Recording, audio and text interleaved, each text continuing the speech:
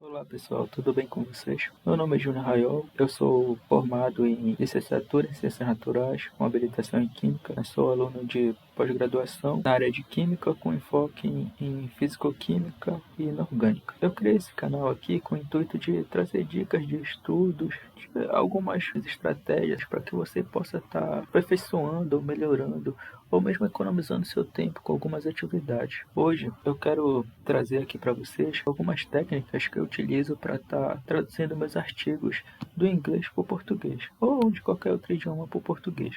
Quando eu iniciei o mestrado, eu senti muita dificuldade nessa questão da tradução, porque eu nunca estudei inglês, né? Então quando eu comecei o mestrado, a minha principal dificuldade foi quanto a isso, a estar traduzindo os artigos para estar lendo. Se você quiser, assim, começar a estudar inglês já com o mestrado fica muito complicado. Você tem que estar desenvolvendo várias atividades dentro do mestrado e estar estudando inglês junto com isso vai consumir mais o seu tempo ainda. Imagine que você já tem pouco tempo e além de que você for tentar traduzir seus textos lendo assim ou com dicionário, você vai perder muito tempo. O que a gente mais tenta otimizar no mestrado, no caso, é o tempo. Então aqui eu buscando algumas técnicas pela internet, alguns vídeos, eu mesmo pesquisando aqui, olhando no navegador, eu consegui descobrir um método que facilitou bastante a minha vida nessa questão das traduções dos artigos. No caso aqui, por exemplo, quando eu iniciei o mestrado, eu geralmente eu traduzia meus textos dessa forma.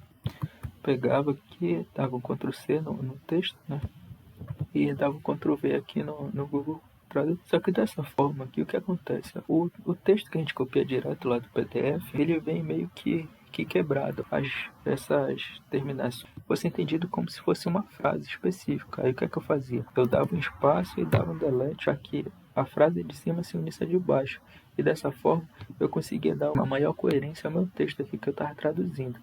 Só que isso aqui, pessoal, isso aqui leva muito tempo. Então eu perdi bastante tempo, né, traduzindo dessa forma. Mas depois de um tempo, né, como eu já falei para vocês, pesquisando, eu consegui achar essa outra forma. No caso, eu posso vir aqui, abrir o mesmo artigo, mas não mais com o meu leitor de PDF. Eu venho aqui e abro com o navegador. Dessa forma aqui, eu consigo ver aqui o meu artigo no navegador. E para mim fazer a tradução, eu vou precisar de uma extensãozinha, que no caso é a extensão do Google Tradutor. Eu instalo essa extensão e dessa forma eu consigo traduzir muito mais fácil os meus artigos. E como é que eu faço para instalar essa extensãozinha aqui para quem não sabe? Eu venho aqui nesses três pontinhos, vou em mais ferramentas, vou em extensões e aqui em extensões eu vou nessas três barrinhas aqui e vou em abrir o Chrome.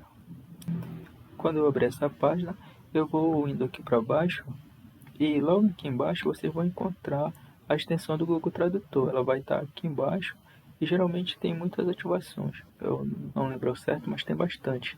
Aqui não está aparecendo para mim porque eu já estou com ela instalada aqui, ó. Mas para vocês, para quem não está ainda com a extensãozinha instalada, vai aparecer aí para vocês, tá? Vocês vão, façam o processo de ativação e com isso vocês vão ter ela bem aqui. E depois que ela estiver ativada, certo? O que é que vocês vão fazer? Eu vou aqui no meu arquivo, que eu abri com o navegador. É importante que vocês abram o arquivo no navegador, tá? Senão não vai dar certo. Eu vou aqui, ó, seleciono o trecho que eu quero traduzir. Vou, aperto com o botão direito no mouse ou então no touchscreen, né? Vou aqui e ela vai aparecer bem aqui, é Google Tradutor. Eu aperto, né? Vai abrir uma aba do Google Tradutor com o meu texto assim traduzido. E diferente de quando a gente copia do PDF e cola no Google Tradutor, aqui ó, a gente não tem mais aquelas quebras das linhas tornando frase, que a gente já tem todo o texto bem organizadinho. E como é que eu percebo isso? Porque quando eu coloco o indicadorzinho de escrever, ele tá separado por um espaço da última palavra aqui. Então com isso eu consigo perceber que ele não está tudo junto. E se eu ler aqui meu texto, também eu vejo que ele está com uma coerência aceitável. Outra coisa que eu quero dizer para vocês é que se você pegar mais de um parágrafo, por exemplo, pegar aqui esses dois parágrafos e apertar para traduzir, o que é que vai acontecer?